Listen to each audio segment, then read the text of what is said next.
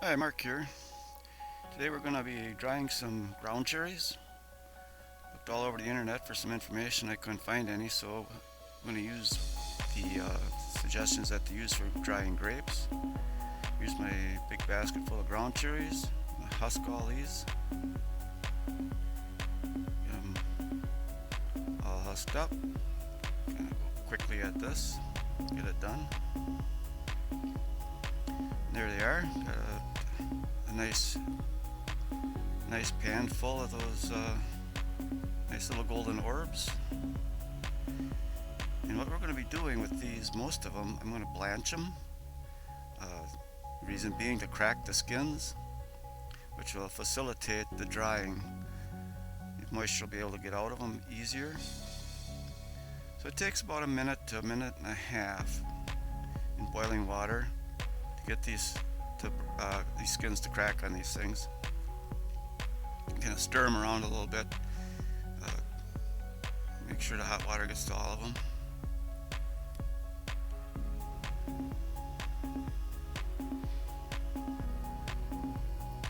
And it looks like they're getting pretty close.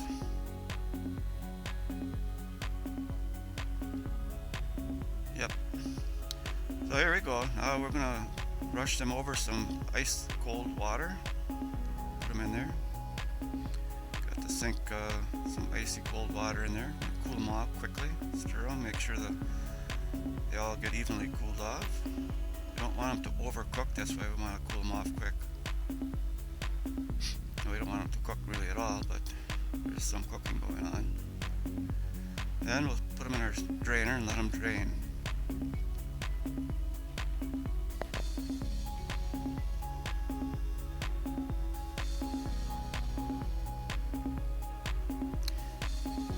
Would have probably been faster if I would have used a steamer. Put enough water in there to get it boiling, and then did a bigger batch at a time. But, okay, here we go. We're going to put them on the trays. We're in the dryer. Spread them out nice and even, or as evenly as you can with little round cherries. You don't want to roll back and forth here.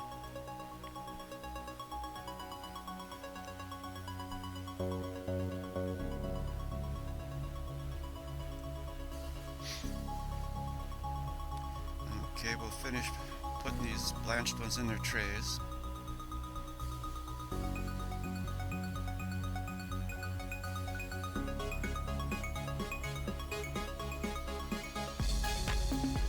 Now I saved a few out, I didn't blanch, and we're going to do a little test here to see how these dry compared to the ones that we blanched. Spread them all around. These really want to roll around a lot.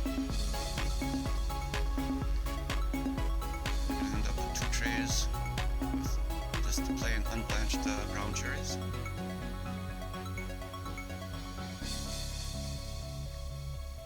There we have it. We'll fill up the dryer.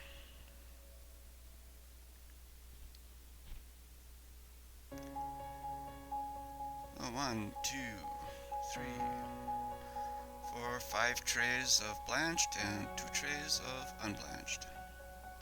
Put them all in there. Close her up. Now we're going to set the temperature and the time. The temperature set, I got it at 135.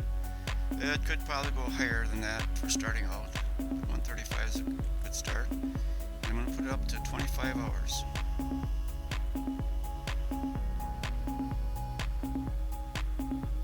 And of course we'll be checking them after about 5 or 6 hours. I'll check them and see how they're doing.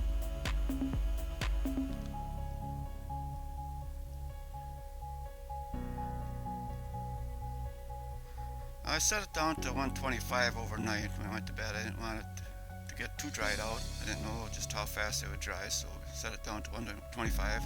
That was for about 18 hours total now that they've been drying. And these are the blanched. They're looking pretty good. Starting to look like little raisins.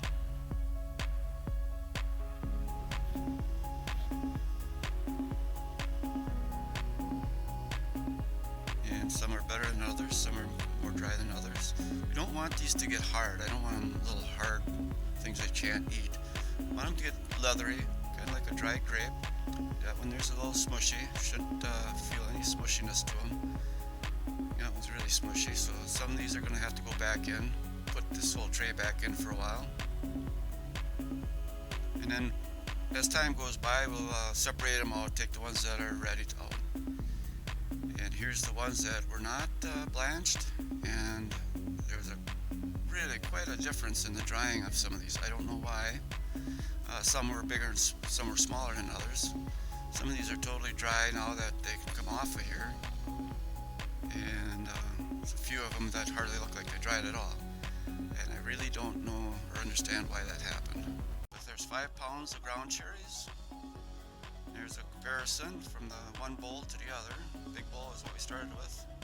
Here we have 1 pound of ground cherries. So that's about a reduction in total weight of about 80%.